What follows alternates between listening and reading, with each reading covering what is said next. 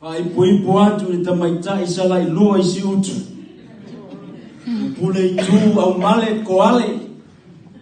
Leo fai mana mea ia to alima si ama fanaka. Sau nei le vaiaso le na. Sau foi nisi o fa moe le ainga. Ai au fa le tia i Australia le asu mafua. Au le pōna stofi wala watu le tua fine ua maliu le toina. Ta lofa. Sa tangi uu le loto ma fesiliane pe aisia. A le upu moni. Le aia se pule. Le finga ngalo le tua. O le tau e velo e le taia. O lona finga ngalo tu lo loa. Le ai se le tau pa le uu mo lona finga ngalo. Ai fesa utala ma mafutanga ma tamane.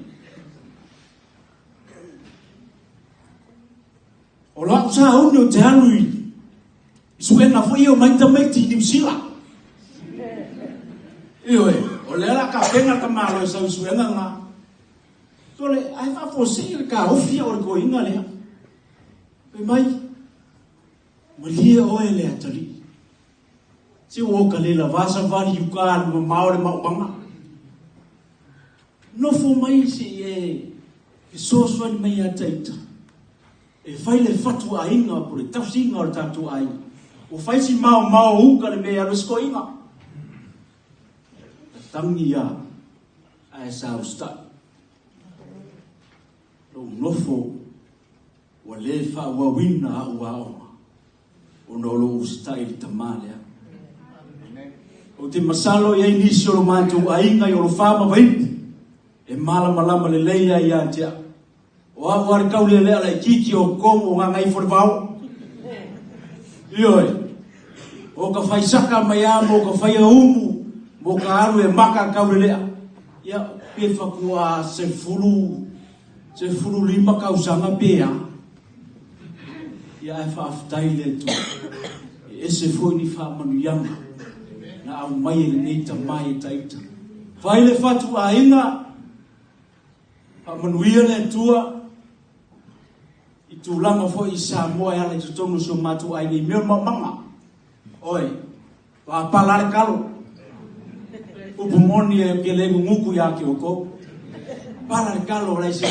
Sa u moiu kalma mama. Ioi. Moiu kalma mama. Ai alaku si tamane. Pe fo sa noa ye tua. Ka ke moe. Fai pusa kalo. Ai mongo mai ase se furukara. Se i lua furu foi. Ale ngei ka ke moe ka kausu. E ave umare ngi koe. Ia le vola ka sauingi. Le ua mau e silo matua le ata le. A kala pe ki fiki e lua furu ale me ko ia.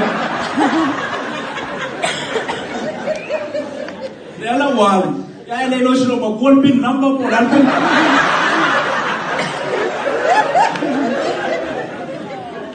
Pe o winga ma lie le so ma tu tama.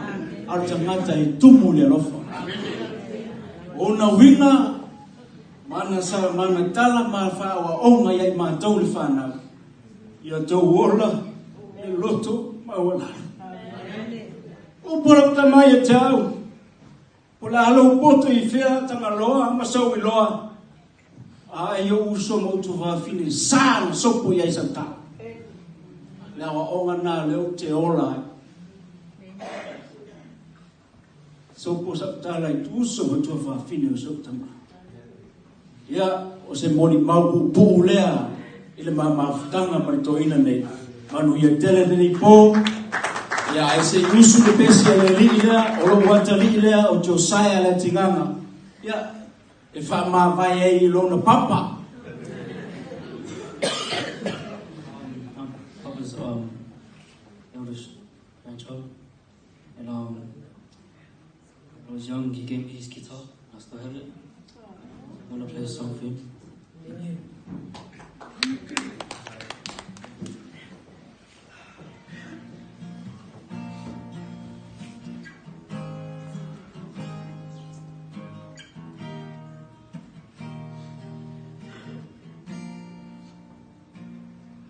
Lay down, my dear Papa, lay down and take your rest.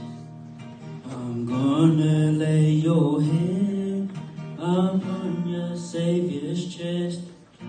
And I love you, but Jesus loves you best. Good night, good night, good night, good night. Lay down, my dear Papa, lay down and take your rest. I'm gonna lay your head upon your Savior's chest. And I love you, but Jesus loves you best. Good night, good night, good night. I bet you could.